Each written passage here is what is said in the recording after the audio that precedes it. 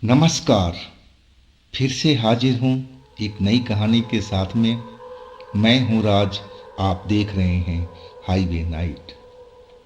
दोस्तों, आज की जो कहानी है हमें भेजे हैं, उनका नाम प्रकाश है। प्रकाश कबाड़े का काम करते थे, खरीदने बेचने का, गली गली में घूमते थे। तो क्या हुआ था उनके साथ में, क्या घटी थी घटना उनके साथ, चलते हैं इनकी इस कहानी में।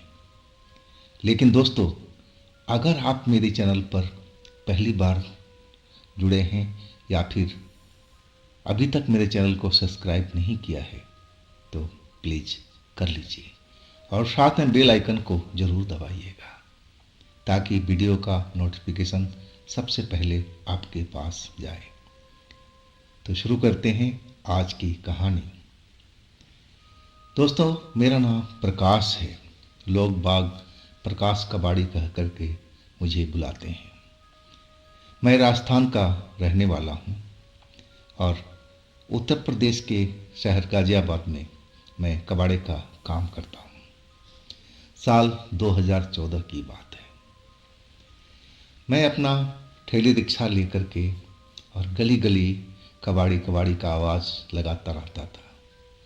जो भी भंगार लोहा कबाड़ मुझे मिल जाए मैं उसको खरीदता था और फिर अपने घर पर ले आकर के उसको छांटता था, अलग अलग चीज़ें करता था और फिर अगले रोज़ सुबह में ले जा कर के स्टोर में जो कबाड़े का गोदाम था वहाँ पर बिक्री करता था। ऐसे जो आमदनी होती थी उससे मेरा घर परिवार चलता था और थोड़ा बहुत पैसा मैं इसी तरह जोड़ जाड़ करके अपने लिए एक घर तैयार कर लिया था। और मैं एक कबाड़े में झूला खरीदा था और मैं वो झूला अपने छत पर लगाया था।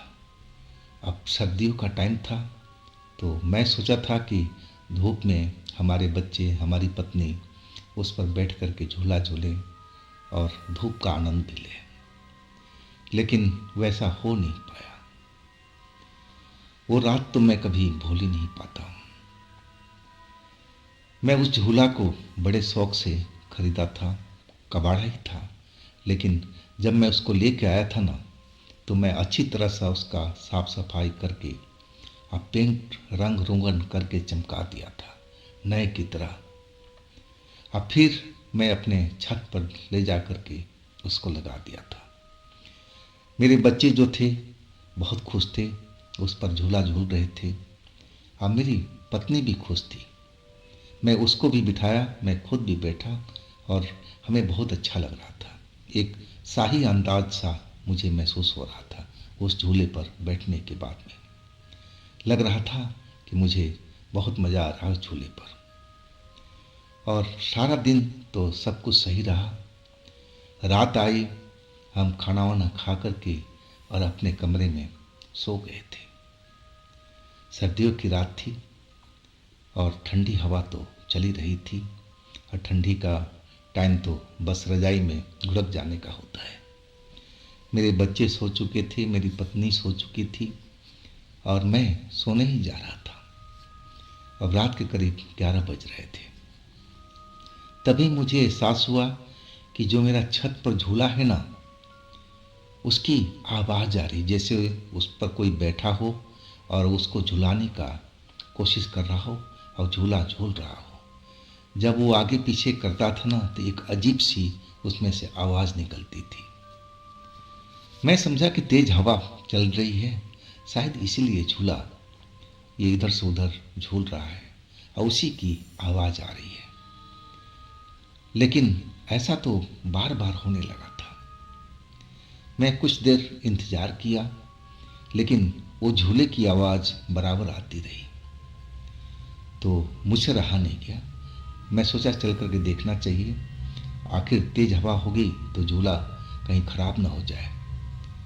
और मैं अपना टॉर्च लेकर के और छत के ऊपर आ गया था। मैं देखा बाहर तो इतनी तेज हवा नहीं थी जिससे हमारा झूला झूल पाए। बिल्कुल नॉर्मल हवा थी, ठंडी कुछ ज़्यादा थी और जो कोहरा था वो भी थोड़ा थोड़ा दिखाई देने लगा था। लेकिन मेरा जो झूला था ना, वो तेज तेज झूल रहा था, कभी आगे जा रहा था, कभी पीछे आ रहा था। जैसे लग रहा था कि उस पर कोई बैठा हुआ है और उसको झुलाने का कोशिश कर रहा है, झुला रहा है झूला को, और उसमें से आवाज भी आ रही थी। मैं टॉर्च की रोशनी जला करके देखने लगा। जैसे ही रोशनी पड़ी, वो झूला का स्पीड जो काफी तेज था, अब वो धीरे धीरे कम होने लगा था। और थोड़ी देर के बाद वो देखते देखते झूला रुक सा गया था। मुझे लगा कि शायद हवा की ही स्पीड से ही ये ऐसा कुछ हो रहा है। मुझे जरा भी ज्ञान नहीं था कि इस पर कोई आत्मा बैठी हुई है, कोई चुड़ैल बैठी हुई है। नहीं तो मैं तो एकदम वहाँ रुकता ही नहीं। अब जैसे ही झूला रुक गया, मैं सोचा कि इसको बांध दो किसी रस्सी से, ताकि ये हवा भी चले ना तो इधर से उधर ना झूले। और मैं छत पर देखने लगा कि कोई ऐसी चीज़ मिल जाए जिससे उसका चैन को उसके डंडे के साथ में मैं अच्छी तरह से बांध दूँ। और संजोग से एक सुतली मुझे प्लास्टिक की मिल गई, और वही लेकर के मैं चैन को उसके पाइप से बांधने लगा था।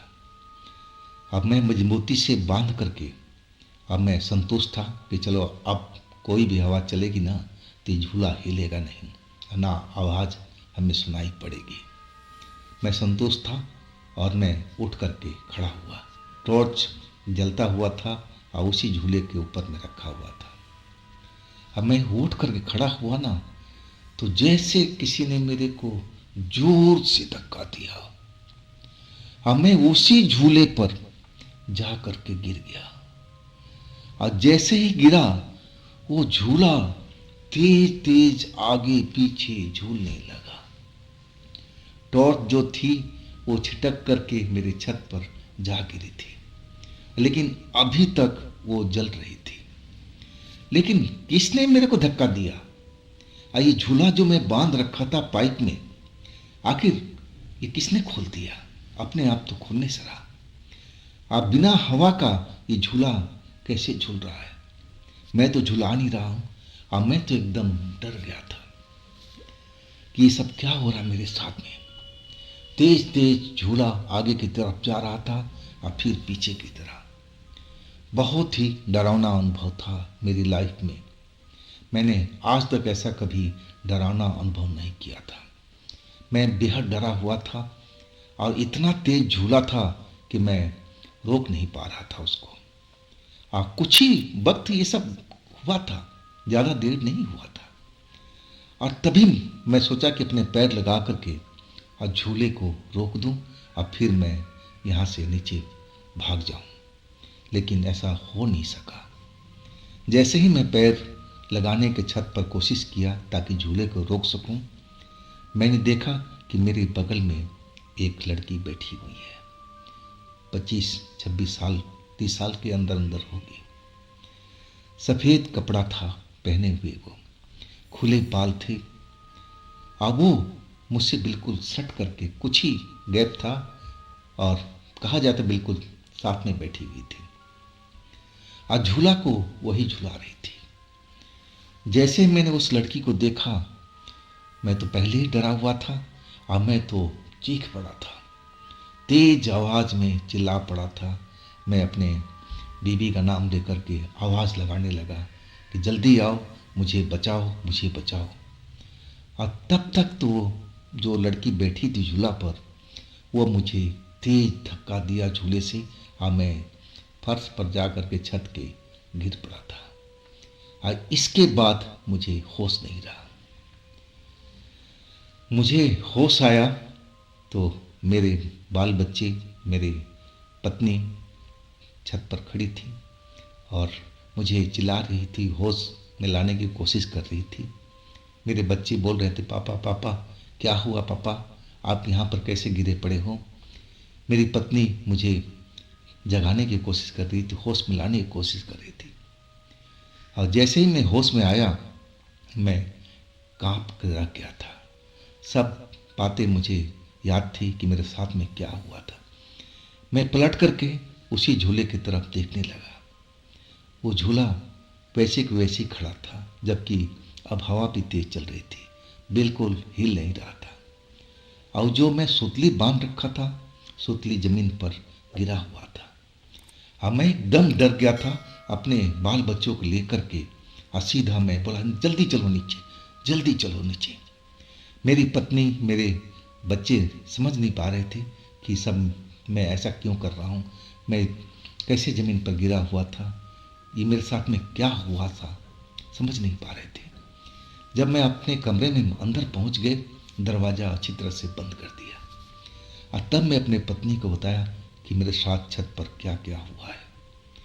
अब मैं जैसे ही बताया, मेरे बच्चे भी डर गए, मेरी पत्नी भी डर गई। मेरी पत्नी कहने लगी कि सुनो जी, मुझे लग रहा है कि जो झूला आप लेके आए हो ना, उसी में कोई आत्मा है। आप सुबह होते ही इस झूले को हटा दो यहाँ से, कहीं बेच के आ जाओ, भंगार में दे के आ जाओ, लेकिन इस घर में वो झूला कल दिखाई नहीं देना चाहिए। और मैं भी यही सोचा था कि मैं इस झूले को अब रखूँगा नहीं।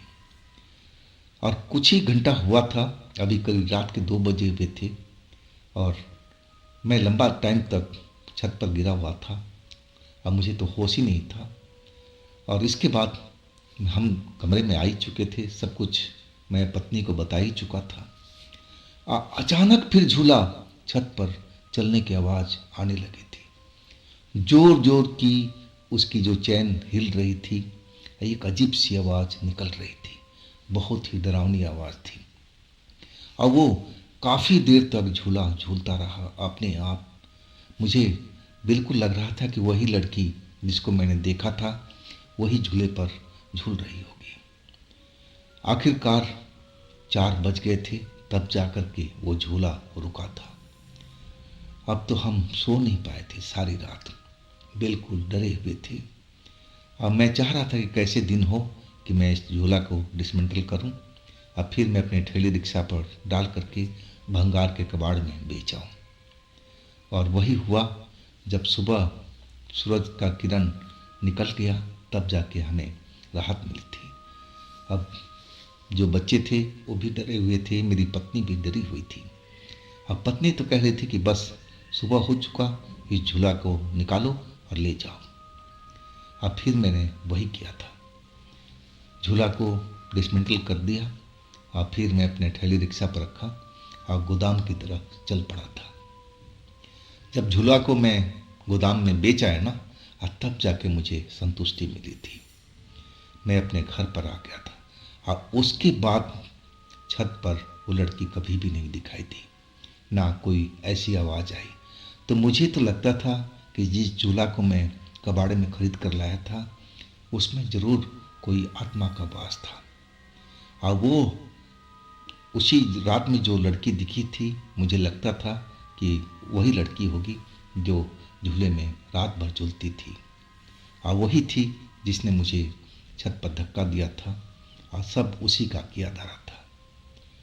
तो कौन थी वो, क्या थी, ये तो मुझे पता नहीं चला। लेकिन इस घटना के तो अब काफ़ी साल बीत चुके हैं, लेकिन अभी भी लगता है कि कभी कभी सोचता हूँ तो एकदम डर जाता हूँ। ऐसा भयानक मंजर मैंने आज तक अपनी लाइफ में महसूस नहीं किया था। तो दोस्तों, ये थी कहानी प्रकाश कबाड़ी की। अगर आपके पास भी ऐसी कोई घटना है तो आप मुझे इंस्टाग्राम पर या मेरे व्हाट्सएप नंबर पर शेयर कर सकते हैं। दोस्तों, ये भी चैनल आप ही का है, तो इसको भी आप अपना प्यार दीजिए, लाइक कीजिए, सब्सक्राइब कीजिए, शेयर कीजिए। और फिर हम मिलते हैं एक ऐसे ही डरावनी घटना में कल। आप लोग अपना ध्यान रखिएगा, ख्याल रखिएगा। नमस्कार।